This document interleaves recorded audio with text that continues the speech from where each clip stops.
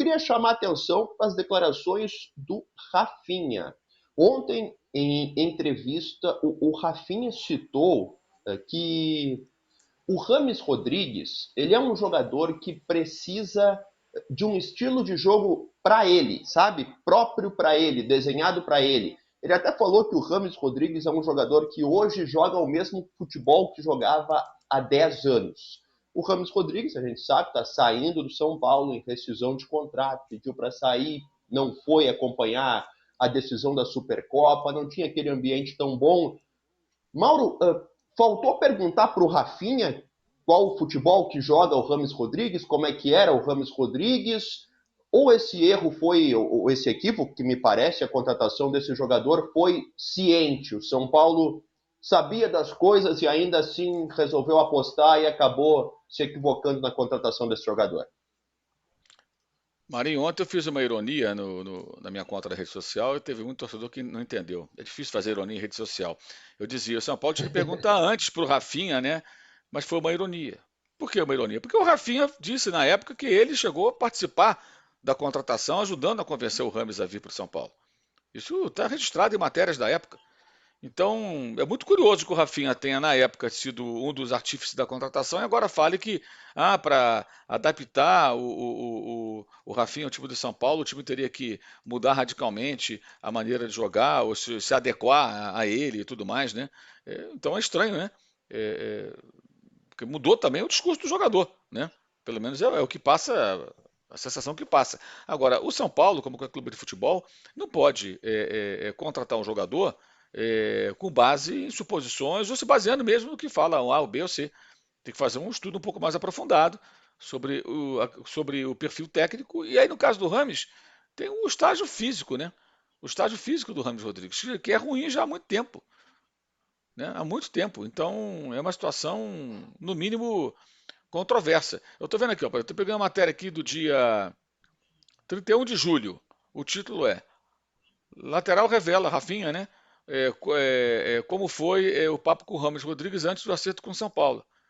E aí a matéria vem contando aqui, ó, matéria do Diário Lance até, agência Lance, né? É, ele fala aqui e tal, que saiu do Olympiacos, perguntou como era o clube, passei as informações, fiquei feliz dele ter escolhido São Paulo, tem muita qualidade, a gente fica feliz de ter um jogador desse calibre ao nosso lado, tenho certeza que vai nos ajudar muito. Então, quer dizer, é estranho também, o discurso do Rafinha mudou, né? Enfim, o São Paulo errou. O São Paulo errou. Porque o Rames é um jogador que já há muito tempo vem sofrendo com lesões, não consegue ter regularidade, participa de poucas partidas por ano. E no São Paulo ele nunca se apresentou assim na ponta dos cascos, né? Voando para ser aquele cara que vai solucionar as questões do clube, né? E agora tem uma questão, aí tem um discurso bem chapa branca que é não, São Paulo está certo em conceder o contrato. Claro que não tem opção. Vai fazer o quê?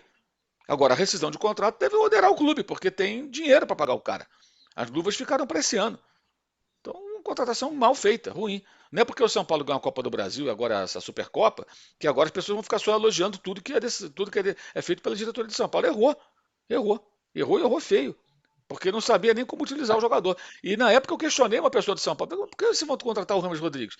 Não, que eu sei que ele é um grande jogador. Tecnicamente sobraria aqui no Brasil. Nossa. Mas ele convive com lesões há muito tempo. O que os faz pensar que ele não vai se machucar, que ele vai estar bem fisicamente? Perguntei na época a uma pessoa de São Paulo. E a resposta, não, nós fizemos aqui um estudo, coisa e tal.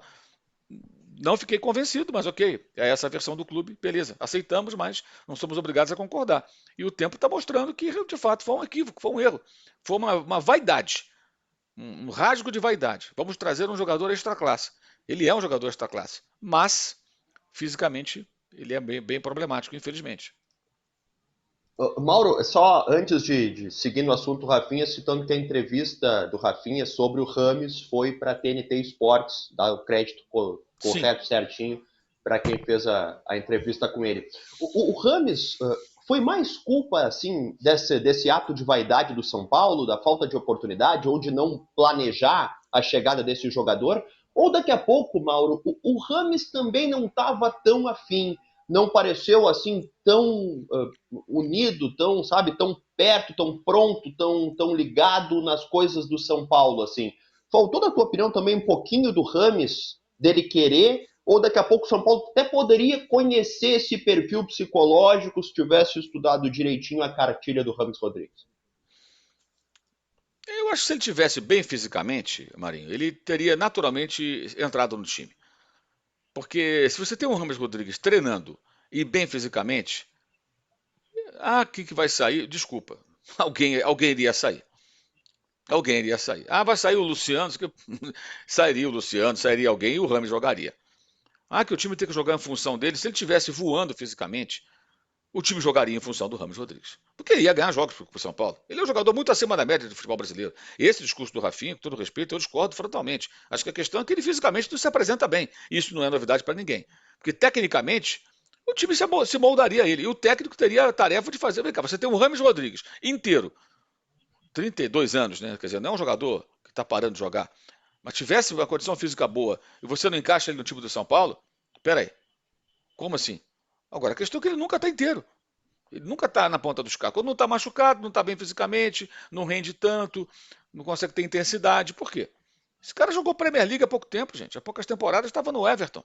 Teve até um momento bom no começo da temporada. O técnico dele era o Carlo Ancelotti, que o conhecia do Real Madrid. Passou pelo Bayern de Munique, passou pelo Real Madrid. Quer dizer, jogou no Porto. Mas os últimos anos dele foram quais? Olympiacos, pouquíssimos jogos, e pouquíssimos jogos dos quais participou 90 minutos. Em geral, participava de pedaços das partidas, né? E depois lá no Catar. Também jogando muito pouco, num calendário que é super suave, com poucas partidas por ano, em relação ao que acontece aqui no Brasil, especialmente. Então, a ficha dele já era conhecida, né? Mas tecnicamente, se ele tivesse bem, ele jogaria. Acho que qualquer time do Brasil teria um jeito de encaixá-lo ali, porque é um jogador muito acima da média, mas fisicamente ele não rende. E isso não é novidade. O São Paulo, eu acho que, se não sabia, deveria saber onde estava se envolvendo, com que estava se envolvendo, do ponto de vista do risco da contratação.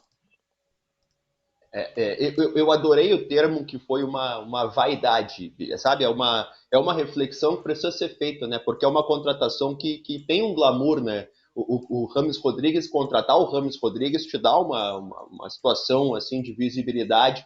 E isso também é outra coisa que é muito, muito comum hoje em dia no futebol, muito clube brasileiro, por exemplo, que é os clubes que nós temos mais contato, por isso que citamos os brasileiros tão repetidamente.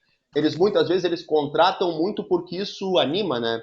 É um ativo do clube a contratação, leva a torcida, impulsiona. Muitas vezes o clube nem precisa contratar, mas contrata porque isso gera um engajamento, gera uma certa vaidade, como citou o Mauro. Dentro de campo, nós temos, além de São Paulo e Santos, hoje também Fluminense e Vasco. Fluminense e Vasco é às 9h30 da noite. E os clássicos estaduais estão na nossa enquete. A enquete pergunta para você quem leva a melhor nos clássicos estaduais. As opções são Fluminense e São Paulo, Vasco e Santos, Fluminense e Santos ou Vasco e São Paulo. Você segue respondendo e daqui a pouco vem a parcial. Passando para dentro de campo, Mauro, São Paulo e Santos, Fluminense e Vasco. Na tua opinião, respondendo a nossa enquete, quem é que leva melhor nos clássicos de hoje? Bem, o Fluminense tem uma Recopa semana que vem para jogar, né? Não sei como é que está a mobilização do Fluminense para esse jogo. O Vasco precisa muito de resultado, porque tem que garantir a sua classificação, né? Hoje está na zona de classificação, o Botafogo está fora. Acho que o Fluminense, no momento melhor, é o favorito, né? Agora, São Paulo e Santos, né? O Santos começou bem o campeonato, né? Mas eu não me iludo muito com isso, não. Acho que o Santos tem uma meta muito mais importante esse ano, que é a Série B. Não adianta fazer bom Campeonato Paulista se na Série B o time não for competitivo. É só o começo de uma temporada, né? Eu acho que o São Paulo joga em casa, isso dá ao São Paulo uma vantagem, porque o São Paulo costuma ser mais forte no Morumbi. E fora, perdeu para a Ponte Preta, não é novidade. São Paulo fora de casa, no ano passado mesmo, só venceu um jogo fora de casa no Brasileirão, já no final da competição contra o Bahia, naquelas últimas rodadas. Mas acho que o São Paulo é o favorito também. Acho que os tricolores são favoritos nesses dois confrontos. E hoje nós temos também Liga dos Campeões. Para fechar, a gente está na reta final aqui, faltando 10 minutos para o fim da live. Eu queria passar com o Mauro também sobre a competição da Europa. Eu falo Liga dos Campeões, vem na minha cabeça a musiquinha da Champions League, né? Que não tem como esquecer. Ontem a gente teve o Manchester City vencendo ao natural, o Copenhague. Então teve gol do Haaland, mas o De Bruyne brilhou. E nós tivemos também o Real Madrid vencendo o Leipzig por 1-0, com o Vini Júnior acertando a trave. O gol foi do Brahim Dias. Ontem foi um dia de resultados esperados na Liga dos Campeões, Mauro. O City vencendo o Copenhague, mesmo fora de casa, né? Mesmo que tenha tomado daqui a pouco algum susto e tal. E o Real Madrid contra um time bem forte defensivamente, que é o Leipzig, mas também conseguindo sair na frente, atuando como visitante. Resultados esperados, Mauro, na tua opinião? O Real Madrid teve um adversário mais difícil, né? Mas os resultados foram normais, né? Vitória dos dois favoritos, de dois times que se enfrentaram nas duas últimas edições da Liga dos Campeões, né? Com uma eliminação para cada lado, Real Madrid e Manchester City, né? E hoje, acho que os jogos de hoje também. Essa fase coloca em geral frente a frente times de níveis diferentes, né? Ainda tem algumas equipes que não fazem parte daquela chamada elite técnica do futebol europeu. Então há uma certa disparidade. Os jogos têm claros favoritos, os de hoje também são assim. Os jogos de hoje, para citar, ambos às 5 da tarde, oitavas de final, jogos de ida, a Lazio recebe o Bayern de Munique e o PSG enfrenta o Real Sociedad. Dá para se dizer que é Bayern de Munique e PSG, Mauro? É mais ou menos por aí, assim, a expectativa para hoje? E o Bayern com uma responsabilidade maior para avançar na Champions, porque, embora tenha muito campeonato pela frente, ficou mais distante do título alemão, porque tomou um coco, né, do Bayer Leverkusen, que é o líder invicto, no final de semana. O PSG enfrenta a Real Sociedad, que é um bom time, né? Mas o jogo na França, né? Eu acho que também o PSG é o favorito. O Bayern precisa se juntar os cacos, né? Como se diz, depois do que aconteceu. Talvez o Bayern não seja tão favorito hoje para a vitória, mas sim para a classificação. O Bayern sofre, Mauro, da maldição do Harry Kane? Tu acredita nesse tipo de coisa? Porque o Harry Kane, para quem não sabe, ele nunca foi campeão, né? Apesar de ser um grande jogador, apesar de ser um artilheiro, apesar de ser um goleador, ele nunca ergueu uma taça na carreira dele. Nem pelo Tottenham, nem pela seleção inglesa. Daí ele foi para o Bayern de Munique e a pessoa, agora o Harry Kane vai ser campeão. Ele já perdeu um título, a Supercopa, se não me engano, é esse o termo lá na Sim. Alemanha, e agora está bem distante da liderança do campeonato alemão. Algum dia o Harry Kane vai ser campeão, Mauro? Acho que vai. Então, pode não ser essa Bundesliga, mas alguma coisa ele vai ganhar, né? E agora a culpa não é dele de ter jogado no Tottenham, né? O Tottenham não ganhou o Campeonato Inglês há mais de meio século. O Tottenham não ganha uma taça desde 2008, quando ganhou a Copa da Liga. 2008, já tem isso aí, já vai para quê? 16 anos vai fazendo. Agora, está completando agora esse mês, 16 anos que não é campeão de rigorosamente nada. Então ele jogava num time que cresceu no futebol inglês, né, os investimentos, voltou a figurar entre os grandes, que ele não figurava há algum tempo, né, com mais investimentos, um novo estádio, tudo mais, mas que não ganha campeonato. Continua sem ganhar. O Harry Kane saiu, o Tottenham continua sem ganhar campeonato. Você ganha a taça, foi eliminado outro dia da Copa pelo Manchester City, né, agora pouco antes do Carnaval, em casa, tomou um gol no final. Então, essa é a marca do Tottenham. Agora ele deu, digamos assim, um azar de pegar um Bayern no momento que o Bayern não está tão bem. Mas na temporada passada já foi assim sem ele. Ganhou o campeonato numa pipocada monstro do Borussia Dortmund, que tinha o título nas mãos e conseguiu perder, né? O Bayern já vinha na outra temporada fazendo tudo para entregar o título e ainda assim conseguiu ser o campeão, muito na incompetência de um dos seus principais rivais. E o Kane não estava lá. Então acho que é uma questão do momento mesmo do Bayern de Munique e da ótima fase do líder do campeonato. A pontuação do Bayern é uma pontuação de líder, mas o Bayern Leverkusen está fazendo uma campanha muito acima da média, né? Mais ou menos como o Botafogo É, fez no primeiro turno do brasileiro. e o Bayer Leverkusen tem jogado muito bem, né? Você que se não viu ainda o Bayer Sim, Leverkusen do Xabi Alonso jogar, veja, porque tá com cara de campeão o Leverkusen, né, Mauro? sim, sim. Tem toda. Se não der uma botafogada aí, ou uma de Borussia Dortmund, né? Que são duas amareladas monstros aí do ano Ou passado, do Arsenal, né? ou do Arsenal, né? O Arsenal tem um atenuante, né? Ele disputa com o Manchester City, né? Que aí é um problema. Mas esses aí não tem nenhum Manchester City para disputar. O City ontem chegou a 11ª vitória seguida. Quer dizer, só ganha, ganha, ganha. Quando engata essa sequência, é quase impossível de parar. Os outros não. O Dortmund perdeu para um Bayern claudicante, muito menos competitivo do que outras temporadas. E o Botafogo ofereceu o título para quem quisesse, né? O Palmeiras falou: eu quero. Levantou o braço, deixa comigo que eu tomo conta da taça. E levou para casa. Mas O Botafogo ofereceu assim, rifou, né? largou. O Botafogo conseguiu sair da fase de grupos da Libertadores, gente. Aliás, hoje vai jogar a Aurora contra Melgar, né? O jogo no Peru, Melgar e Aurora. A Aurora venceu o primeiro na Bolívia. Desse jogo sai o adversário do Botafogo, que joga na semana que vem já. Daqui a uma semana tem jogo no Peru ou na Bolívia pela fase preliminar da Libertadores. E aí, se passar por Para esse adversário, deve enfrentar o Red Bull Bragantino. fechar de futebol internacional, Mauro, eu queria algumas linhas tuas sobre o Vinícius Júnior, porque ontem ele não fez gol, acertou a trave, mas teve uma ótima atuação novamente. Tinha jogado muito contra o Girona, gol, assistência, enfim, num jogo fundamental para o Real Madrid dentro do Campeonato Espanhol, porque o Girona estava ali disputando, né, ponto a ponto a liderança, o Real deu uma desgarrada. O Ancelotti, o Carlo Ancelotti, o técnico do Real Madrid, ele falou depois do jogo que o Vinícius Júnior, na opinião dele, jogando assim é o melhor do mundo.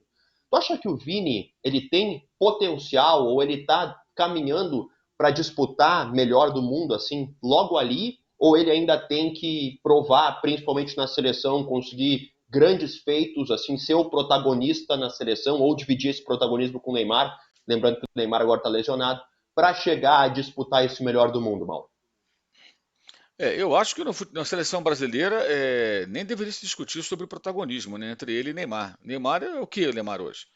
É um jogador machucado, totalmente alheio, jogando no futebol secundário, que não despertou interesse de nenhum grande clube da Europa quando o PSG o colocou aí à venda, digamos assim.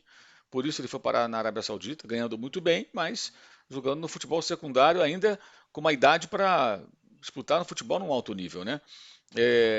O Vinícius já fez gol de final de Champions League, jogou uma partida excelente agora, fez um gol e participou dos outros três, né, na vitória sobre o Girona, que era o duelo pela liderança do Campeonato Espanhol. Ontem de novo, já aprimorou muito seu futebol. Hoje tem jogado não só na ponta esquerda, mas às vezes como um atacante mais livre, com mais espaço para se movimentar e tem aparecido bem, fazendo gol até de fora da área, como fez nessa partida do último final de semana. Então o Vinícius é uma realidade. E isso tudo acontece, digamos, num cenário muitas vezes de extrema hostilidade, né? De torcidas formadas em parte por racistas que o perseguem implacavelmente, né? E até com o patrocínio, entre aspas, de clubes que defendem esses torcedores, como já aconteceu lá na Espanha. Então, ele mostra não só uma capacidade técnica acima da média, que o coloca nesse patamar que você citou, mas também uma personalidade, né, forte o bastante para suportar todas as pressões que ele tem sofrido de outra ordem. E comprando a briga, né? Enfrentando a situação, comprando a briga. E às vezes até sendo vilanizado por alguns lá.